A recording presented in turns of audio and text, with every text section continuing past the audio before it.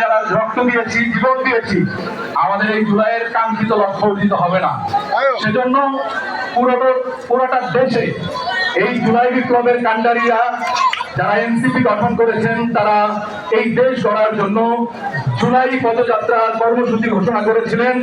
দীর্ঘ 1 মাস পুরো বাংলাদেশ ঘুরে আজকে 29শে জুলাই আমাদের গাজীপুরে বিপ্লবের পূর্ণভূমি।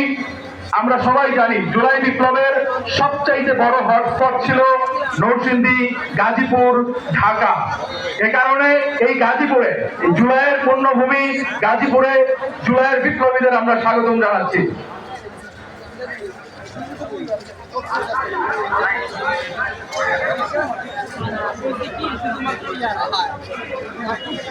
আচ্ছা, আমরা মঞ্চের সামনে যারা আছি একটু সুযোগ করে দিতে হবে। আর নামাজের সময় চলতেছে, আমরা নামাজের সময়